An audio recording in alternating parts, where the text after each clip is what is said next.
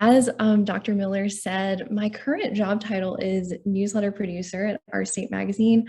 Our state is sort of North Carolina's premier media company. Our mothership is the magazine, so it's a print magazine that comes out every month. But we have several different branches, and I work in one of those, which is our digital department. So as newsletter producer, I sort of think of myself as a story curator. I use the knowledge of our magazine's brands to plan our weekly newsletter content. So my job basically consists of pulling stories for newsletters, building them, editing them, working on exclusive digital content that works in tandem with our current issue, and also just working in general with our entire digital team to make sure that we're producing content that is consistent across all of our channels. So our newsletter, our website, and our social media.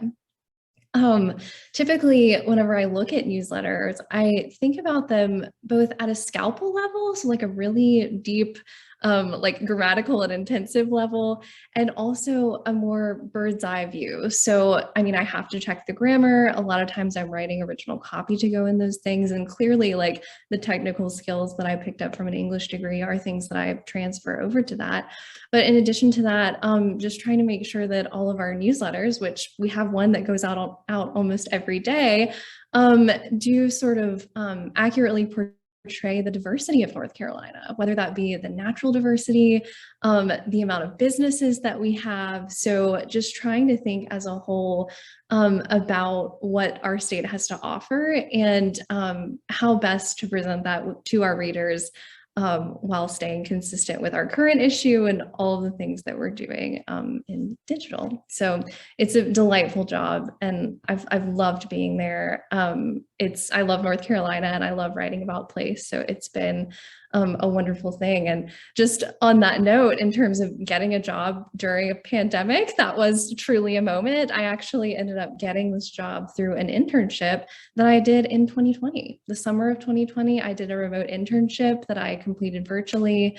Our state was so responsive and wonderful, and just really helped me sort of hone a good idea for what their brand was, which in turn helped me get my job.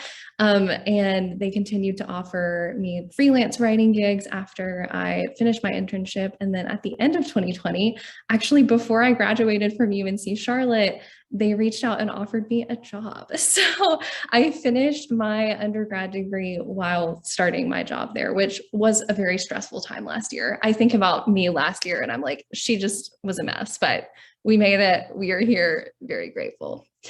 So a little bit about my English degree and time at UNC Charlotte. I was an English major with a creative writing concentration, and I also double minored in children's literature and childhood studies and technical and professional writing. Whenever I think about my English degree and how that informed my job search and my current work performance, I think mainly about like the varied skills and versatility that I honed as an English major. Out of all of the skills, even like technical ones, which are so important, I found that curiosity and care were the two things that I took away from being an English major the most. I found that in cultivating a real sense of curiosity about language and writing, that contributed to the opportunities that I pursued outside of school, whether that was, you know, an internship that I was applying for or a personal like entrepreneurial endeavor. So many of those things contributed to just who I am as a person, not just my academic identity, but personal identity. And then in addition to that, being curious was something that I honed so much as a creative writing major. I took a lot of poetry classes. That was my main focus when I was at UNCC, and had wonderful classes with Dr. Davis and Professor Hatchcraft. I love them so much. But I learned so much about what it means to be curious and open to this world, open to hearing about other perspectives and learning from other people. I found that, yeah, it was just so fantastic and gave me a true idea of what it meant to approach my work with a sense of enthusiasm and appreciation, to see that getting to write for school or for a career is a massive privilege. And so I'm so grateful that I had that opportunity when I was at Charlotte. To give you a brief example of sort of a way that my employer has commented on my English degree, which is a very interesting thing to talk about. As one example, back in October of last year, I had my very first performance review that I had ever had in my entire life. I was a little terrified. I made it, we're all good, but I had never been through that before. And my boss at the time, one of his things that he commented on that he said that stood out to him about my job performance was my ability to accept feedback and like edits, because all of our newsletters go through multiple rounds of edits. Once a newsletter is sent, you cannot take it back. You cannot edit it once it is out there. So, I mean, I build and plan everything, but I'm not going to catch everything, on the first round. So our newsletters go through about 3 rounds of edits. And one of the things that he commented on was my ability to accept, like, whether that be critique, whether that just be feedback, like anything, like any sort of edit. He was like, you accept it joyfully and you accept it with openness. And he said that he really appreciated that. And I don't say that to be like, oh, I'm so open to creative feedback or to like pat myself on the back. But I say that because when I was at Charlotte, a huge part of my time was spent in the classroom doing creative writing workshops.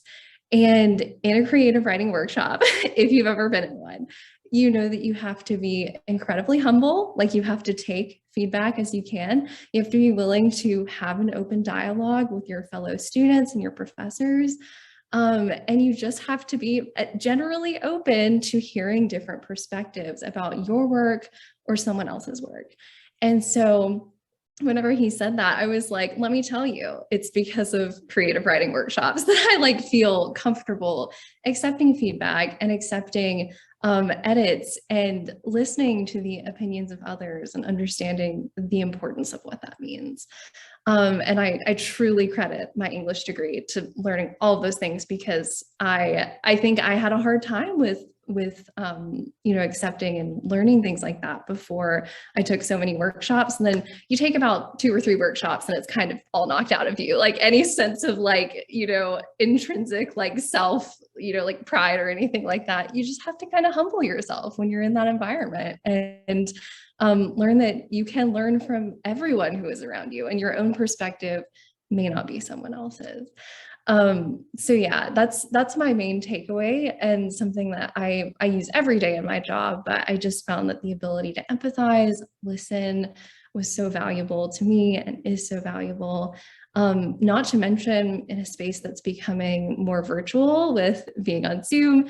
I found that I've sent like thousands of Slacks and emails over the past like year.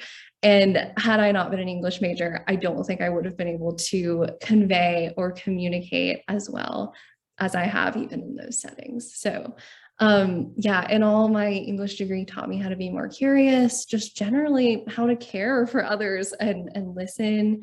And honestly, like, what more could a potential employer ask for? Like, I think those are things that people want in their employees.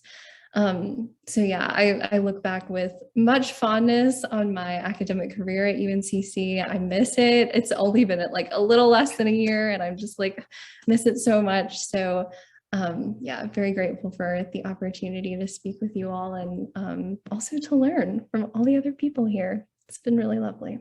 Thank you.